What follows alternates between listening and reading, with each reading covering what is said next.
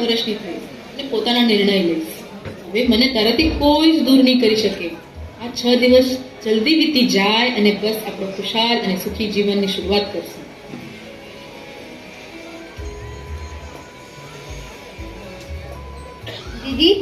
દીદી તું આ શું કરે છે? પહેલા પણ તું આવું જ કંઈક કરતી હતી. ત્યારે મમ્મીએ તને બહુ જ માર્યું હતું. તો પછી તું આવું શું કામ કરી રહે છે? હું મમ્મીને તારું નામ કહી દઈશ. કહી દેજા, મને કોઈનો ડર નથી. અને મારો વાલો અબ્દુલ ફક્ત થોડા દિવસમાં જ અહીંયાથી લઈ જશે. પછી હું અને મારો અબ્દુલ, બસ હવે અમને કોઈની ફિકર નથી. બે આ બજારમાંથી શાકભાજી લઈને આવે છે. સોનુ, છોટુ, ક્યાં ગયા બંને? કોઈ મને પાણી આપો તો. મમ્મી, આલે પાણી. હા લાવ, આ થેલી કિચનમાં મૂકી દે. અને સોનુ ક્યાં છે? મમ્મી, એ અંદર રૂમમાં છે. અને સાંભળ મમ્મી, એ આજ સવારથી જ પહેલાની જેમ જ કંઈક કર્યા કરે છે. પહેલાની જેમ એટલે? કંઈક સમજાય એવું બોલ. અરે મમ્મી, પહેલા નહીં કે તે મામાને બોલાવ્યા હતા અને મામાએ એના ઉપર બહુ જ ગુસ્સે થયા હતા અને તે પણ એને બહુ જ માર્યું. એ વખતે જે કંઈ કરતી ને માથા ઉપર ચૂંદડી લેતી હતી અને ચાંદલો ભૂસી નાખતી હતી અને જેમ ને તેમ બળબડે રાખતી હતી. શું વાત કરે છે? બહાર બોલાવતો સોનુને.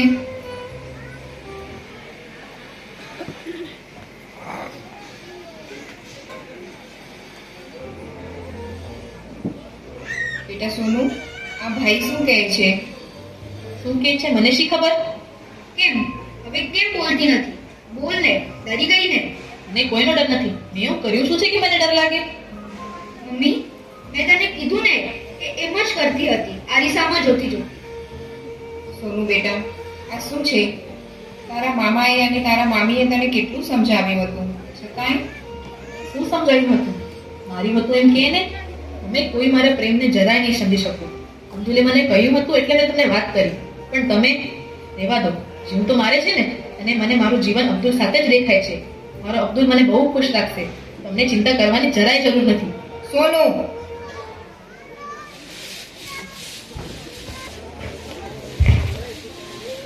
દ્રશ્ય 3. સોનુની મમ્મી આશામાં ચિંતાગ્રસ્ત રીતે ઘરમાં આટાફેરા કરે છે.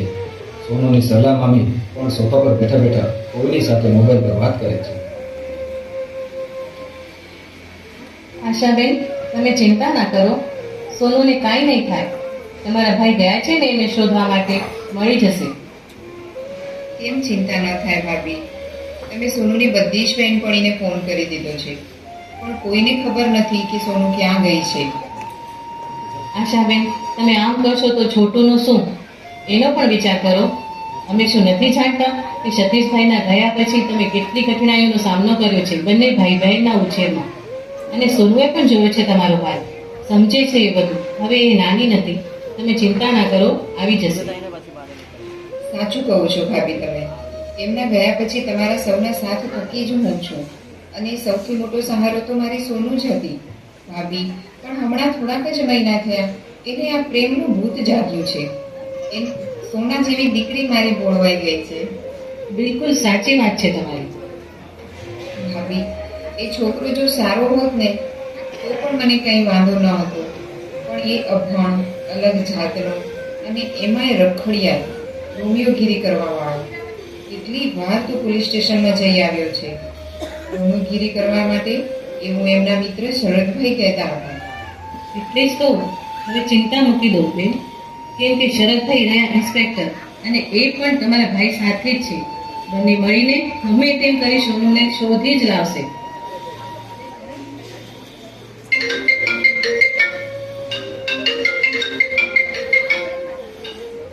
હેલો, એમ?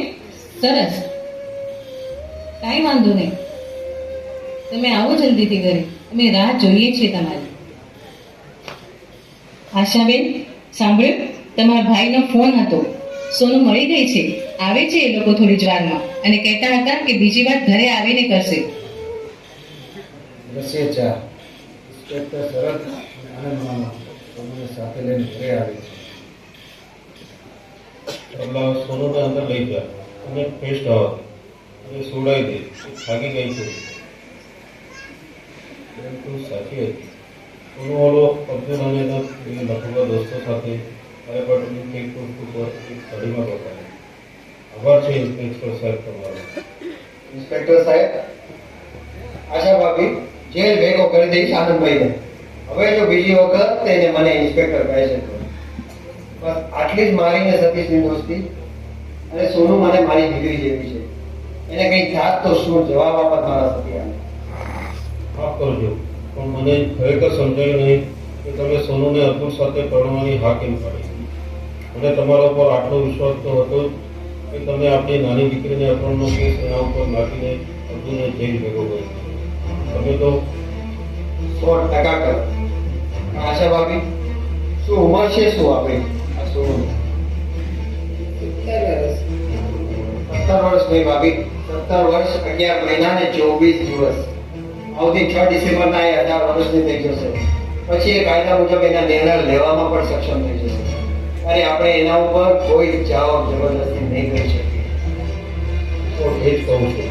નક્કી બેસાડો હતો ને અપહરણનો કેસ એના ઉપર, પણ તમે તો એની સામેથી સમજાવવા માટે એ બહુ મન છે એને સમજાય છે. પણ આજે એને જે કર્યું છે ને એને જરાય નથી. કોઈ પણ સમસ્યાનો ઉકેલ એક કાયમી હોવો જોઈએ. એવું મને મારું મિત્ર સતીશ જ કહેતો હતો. આશા ભાભી, એક વિચિત્ર કોમ્બિનેશન હતું નહીં? એક મરાઠી ઇન્સ્પેક્ટર ને એક ગુજરાતી વકીલ. આનંદભાઈ, સતીયો સતીશ શું કરો તે ધ્યાનમાં રાખીને જ મેં આ નિર્ણય લીધો છે. વિશ્વાસ રાખો મારા ઉપર. તો શું કરીએ? પરણાવી દઈએ ઓલા લખન સાથે આપણી દીકરીને. ખબર તો હશે એ તમને અત્યારે એ લોકો કેવા કેવા કાવતરા કરે છે. હા, ખબર છે. નાની છોકરીઓને બહેલાવી ફોસલાવીને એમને લગ્નની અભિષ આપીને ધર્મ પરિવર્તન કરાવવું. પ્રેમથી માની ગયા તો ઠીક, નહીં તો બળજબરી. અને જો ધર્મ ન બદલાવે તો મારીને ફેંકી દેવાની. એ છતાંય તમે પરણવા માની ગયા. આનંદભાઈ, મારા એક સવાલનો જવાબ આપશો?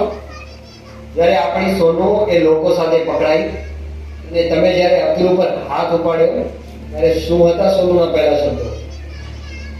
હા ભાઈ, આપણી સોનુ તો મને એના મામાને ધમકી આપવા માંડી કે હું તમારો ખૂન કરી નાખીશ. હા આશા ભાભી, અત્યારે આપણી સોનુ ભોળવાઈ ગઈ છે. એ છોકરા સિવાય એને બીજું કંઈ જ દેખાતું નથી. હમણાં એને આપણે કંઈ પણ કહેશું તો એ બધું જ ઊંધું સમજશે. એને ગમે તેમ થાય એ છોકરા સાથે લગ્ન કરવા છે. મને તો હવે કંઈ સમજાતું નથી. કેવી રીતે રોકવી મારી દીકરીને ખાડામાં પડતા. અચ્છા ભાભી, આપણું પહેલું કામ હતું સોનુને અહીંયા ઘરે લાવ. જો હું એ છોકરાને જેલમાં નાખી દે તો એ છોકરો હીરો સાબિત થયો હોત અને આપણે બધાએ ભેગા. અને ત્યારબાદ તો આપણી સોનુને કોઈ ધમકી કામ ના કરે. પણ આનો ઉકેલ શું? કંઈક તો કરવું પડશે ને. ઉપાય છે, જો તમને મંજૂર હોય તો. સરલા ભાભી, ઓ સરલા ભાભી, જરા સોનુને લેતા આવશો પ્લીઝ.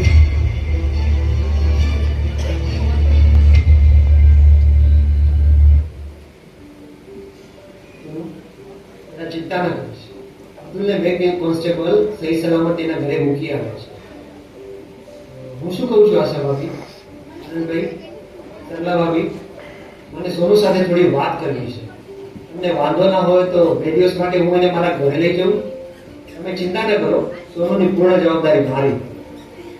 અમને તમારા ઉપર પૂરો ભરોસો છે, પણ હવે સોનું જ અમારી પાછળ સોનું નીકળ્યું તો શું કરવું કંઈ સમજાતું નથી. તમને સોનુ સાથે જે કરવું હોય એ કરો, મને કાંઈ વાંધો નથી. તમને વાંધો ન હોય તો હું તમારી સાથે આવી શકું? ના ભાઈ, હમણાં નહીં.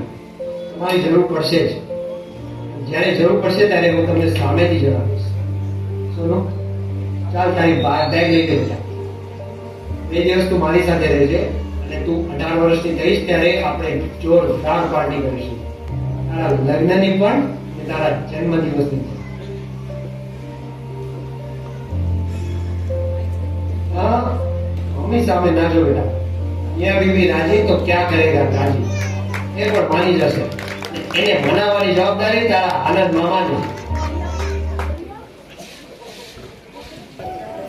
गेली बया फक्त कोण આવે आपल्या घरी મોંઘેરા મહેમાન છે મોંઘેરા એ પણ 2 દિવસ રોકાવાના છે કોણાને घेऊन आला अरे वाह सोनू बेटा શું વાત છે બહુ દિવસ પછી આ સ્વાતિ કાકીની યાદ આવી પણ શું છે આ આટલી ઉદાસ કેમ દેખાય છે શરદ શું થયું સોનુને પાલિકા तुझी सुरुवात એને અંદર લઈ જા बेस्ट થવા દે અને હો जेवायला काय बनवणार आहेस खूप भूक लागली आहे नाही ठरलं अजून तुम्हीच सांगा काय बनवू सगळा बोल जाऊ द्या मटन किमा आमटी भात आणि सोल कढीची मेजवानी અને હા સોનુને પણ સાથે રાખજે એને પણ શીખવાડ થોડું પાગલ થઈ ગયા છો કે શું કેમ શીખવાડું પટેલની દીકરી છે પટેલની દીકરી કેમ નહીં એના સસરાવાળા થોડા રોજ દાળ ભાત ખાવાના એને તો જોઈએ ચિકન મટન અને એ પણ હલાલ કરેલું શીખવું તો પડશે જ કરો આજથી જ શરૂઆત શીખીશ કાકા શીખીશ અબ્દુલ માટે હું બધું જ શીખીશ વાહ ધેટ્સ ધ સ્પિરિટ જમે આ તારા હાથમાં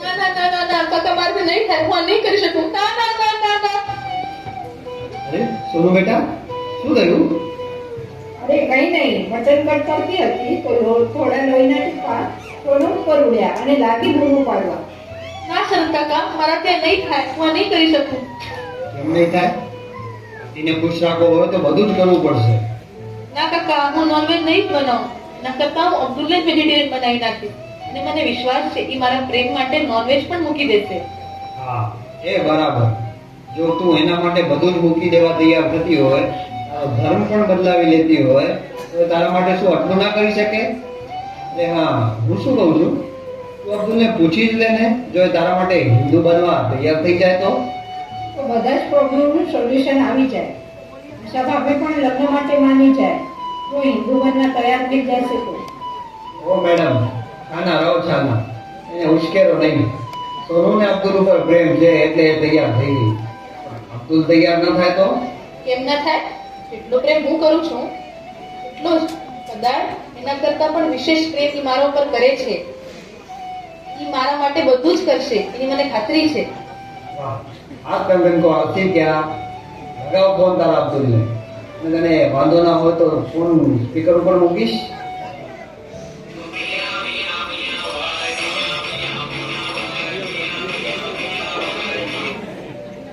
આય જા કેમ છે તું ઠીક છે ને મને બહુ ફિકર થતી હતી તારી અને મામા મારી તો નથી ને તો તું ચિંતા ન કરીશ બસ થોડાક જ દિવસ પછી તારા ઉપર પણ હાથ નહીં ઉપાડી શકતો બોલ ને કેમ ભૂલતી નથી બધું ઠીક છે ને અરે હા બોલું છું મને મોકો તો આપ અને મને કાંઈ નથી થયું મારી જાન ફિકર ના કર હું અહીંયા શરદ કાકાના ઘરે છું અને સહી સલામત છું એટલે સાંભળ ને મેં તને ઈ પૂછવા માટે ફોન કર્યો હતો કે કેમ કહું હા બોલ ને કેમ શું થયું અરે કાંઈ નહીં હું એમ કહેતી હતી કે તું મારા માટે નોનવેજ મૂકી શકીશ મને નોનવેજ બનાવતા નહીં આવડે પ્લીઝ પ્લીઝ પ્લીઝ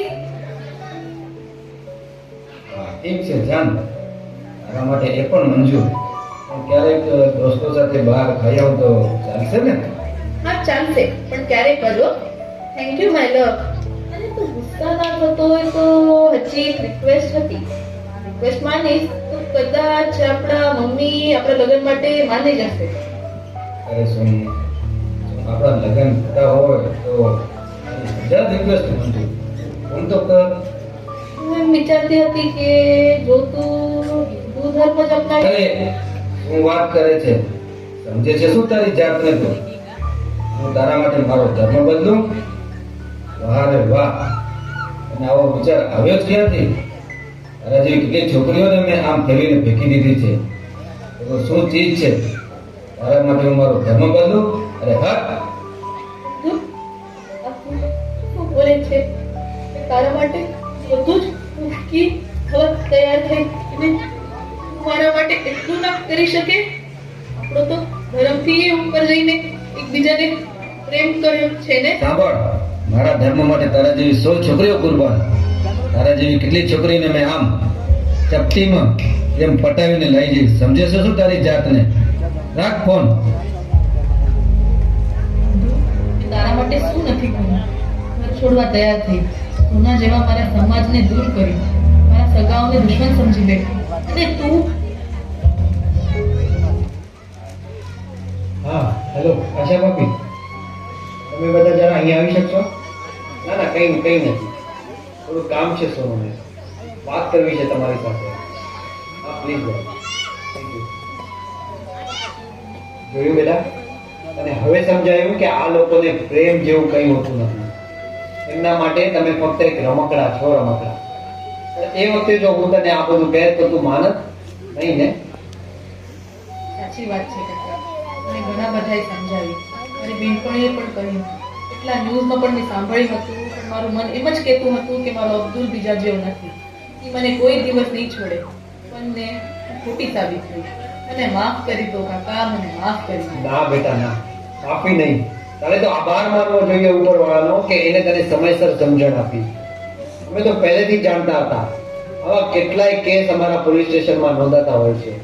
મેં અને તારા પપ્પાએ તો કેટલાય આવા કેસ સોલ્વ પણ કર્યા છે. જે બાપ બીજાની દીકરીઓને નરકમાં જતા બચાવી લેતો હોય, એની દીકરીને દેખી પાકીને નરકમાં તો કેમ જવા દઉં? ક્યારે નહીં. અને આભાર તું મારો નહીં, પણ હું તારો માનીશ. દડપણ હતું બેટા મારા ઉપર. તું જવાબ આપત હું મારા મિત્રને જ્યારે એ મને પૂછત કે મારા ગયા પછી મારી દીકરીને તું સાચવી ન શક્યો. શું કહે તું? થેન્ક યુ બેટા, થેન્ક યુ.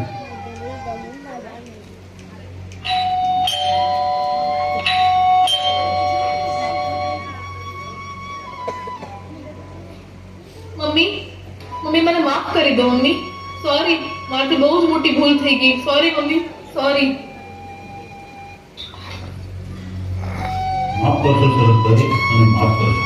હું તમને સમજી ન શક્યો. તમે જે કહેતા હતા તે સાચું જ કહેતા હતા. એ સમયે જો આપણે અપહરણનો કેસનો વિચાર કર્યો હોત તો કદાચ આપણે આપણી સોનને ન બેસાડ્યું. ના આનંદભાઈ ના, પણ વિનંતી કરીશ મારી સમાજની બધી દીકરીઓને કે મા બાપની, પરિવારની અને સાથે સાથે સમાજની પણ ઇજ્જત છોડે. આવું પગલું ભરતા પહેલા મા બાપના વાણને, પરિવારના સ્નેહનો વિશ્વાસ જરૂર છે. એટલું જરૂરથી કહેશું કે અબ્દુલ